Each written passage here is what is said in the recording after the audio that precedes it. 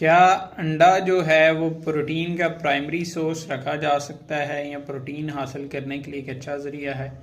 जी हाँ, बिल्कुल। अंडा जो है वो 7 ग्राम प्रोटीन देता है और इसमें हर वो चीज़ मौजूद होती है जो आपकी बॉडी को चाहिए। कुछ लोग कहते हैं कि प्रोटीन्स लेने के चक्कर में हम अपना कोलेस्ट्रॉल जो है वो बढ़ा लेते हैं।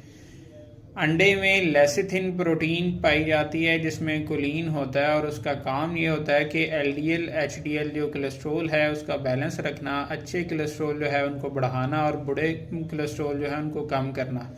अगर आप मुनासिब मिकदार में अंडे को इस्तेमाल करते हैं तो बिल्कुल भी आपका नुकसान नहीं होगा, बल्कि इसमें हर वो फ़ायदा शामिल है जो आपकी बॉडी के रिपेयर के लिए चाहिए।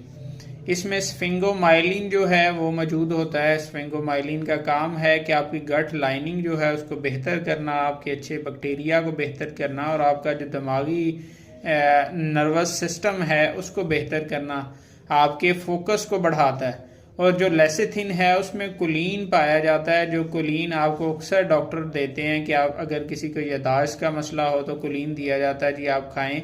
और वो एक सिंथेटिक केमिकल होता है, उसकी एब्जॉर्प्शन की कैपेबिलिटी जो है बहुत कम होती है, लेकिन जो नेचुरल लेसिथिन है उसकी एब्जॉर्प्शन अच्छी होती है। वो एचडीएल को भी बैलेंस करता है और साथ ही साथ आपके नर्वस सिस्टम को, आपकी हार्ट हेल्थ को प्रोटेक्ट करता है। तो अंडा किसी सूरत भी आपके लिए नुकसानदेह नहीं बल्कि फ़ायदा मंद ही है। तो आप अंडे 1 से 2 रोज़ाना इस्तेमाल करें। अगर आप अडल्ट हैं तो आपकी सेहत में बहुत बेहतरी नज़र आएगी और साथ ही साथ 14 ग्राम प्रोटीन्स जो है वो भी मिल जाएगी।